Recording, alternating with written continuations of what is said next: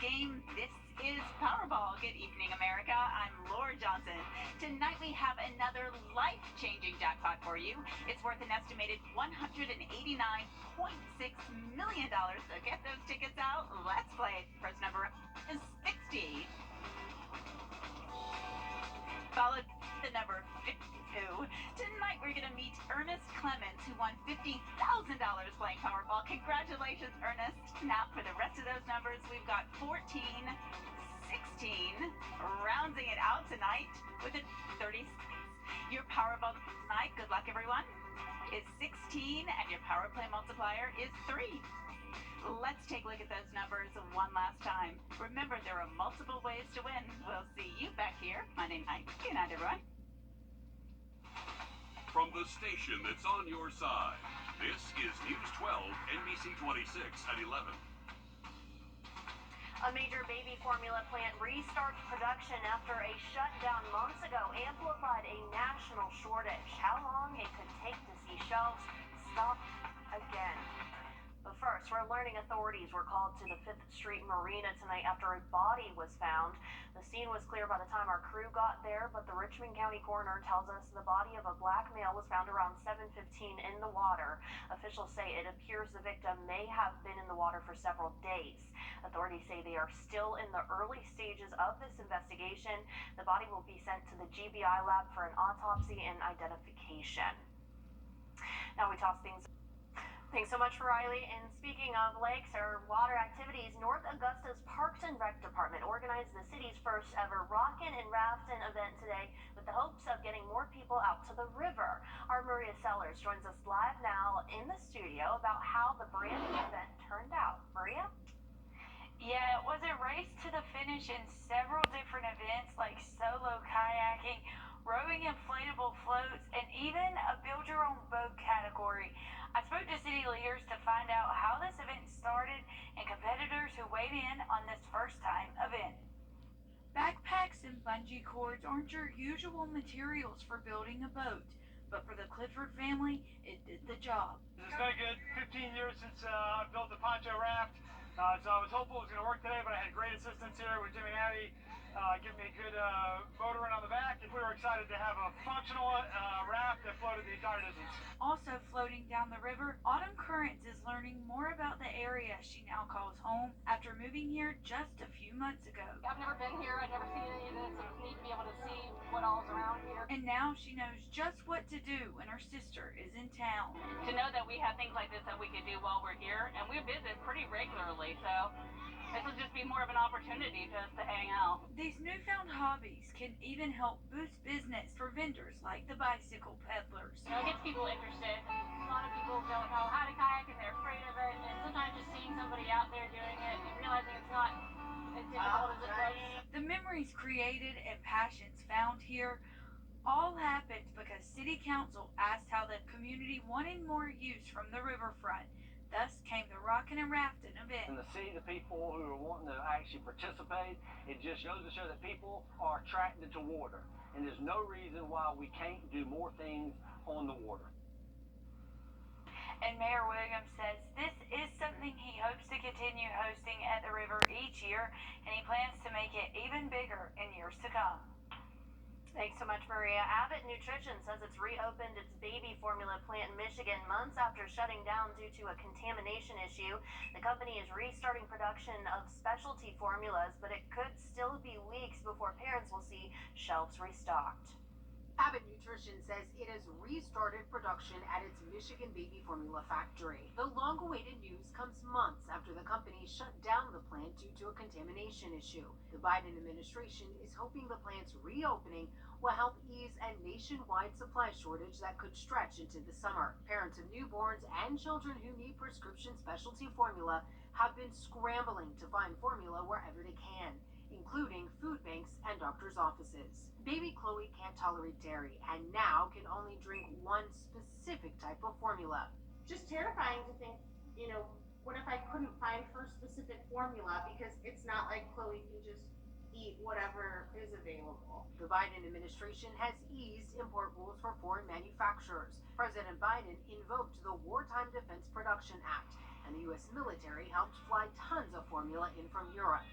a statement Saturday, Abbott Nutrition said it, quote, "We'll ramp production as quickly as we can while meeting all requirements." The company says formula from the plant won't begin to show up on store shelves for about 3 weeks.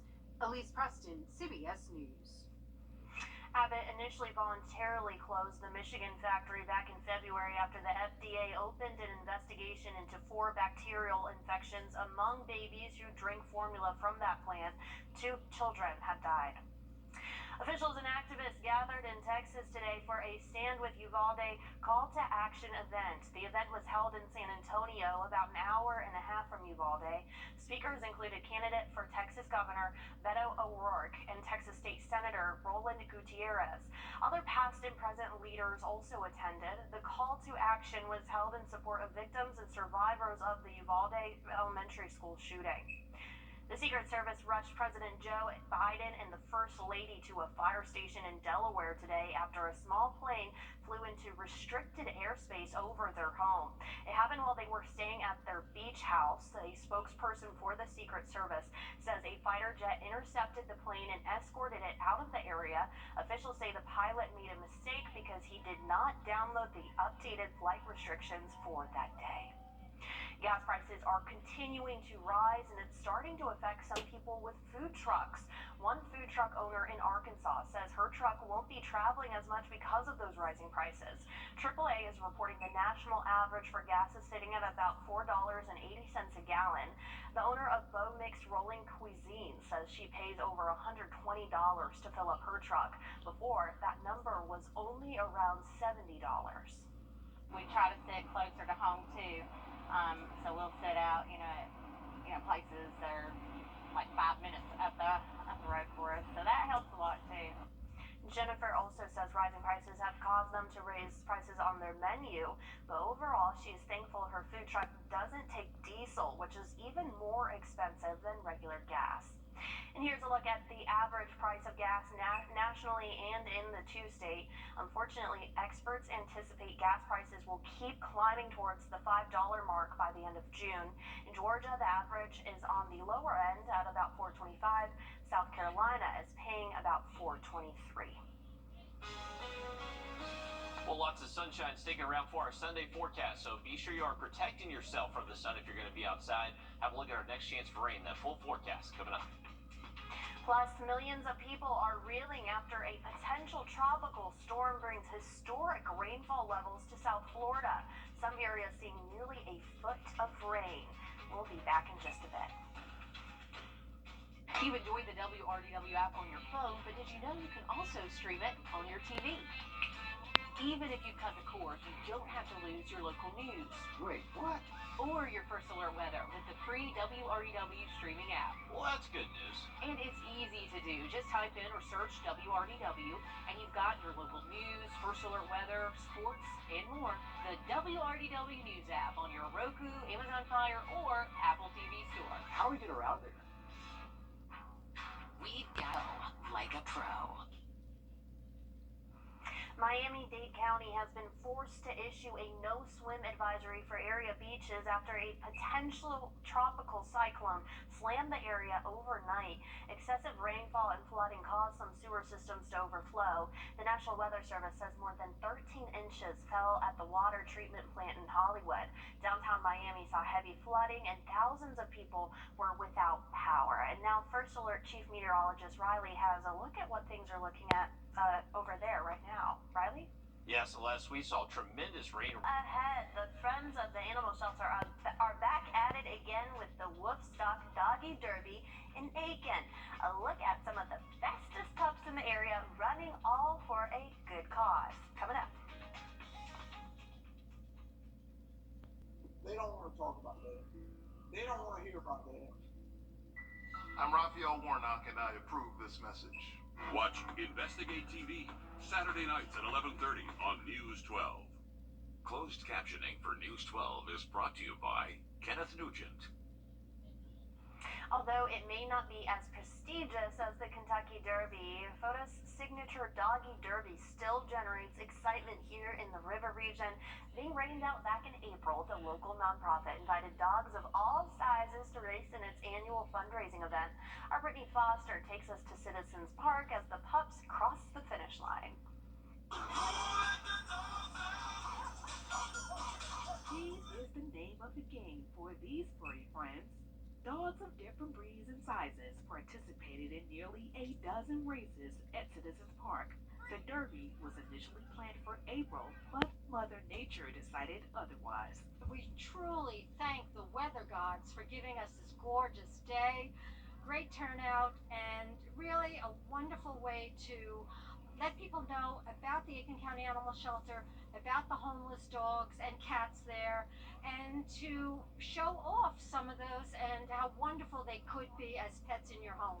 Fotis started hosting the Doggy Derby 7 years ago in an effort to raise money for the Aiken County Animal Shelter. The first event was held at the shelter, but due to the overwhelming support, Fotis quickly outgrew that location. We expanded it over the years. It started out as just the Doxy Derby, then it expanded to include small, medium, and large dogs, then we included Basset Hounds.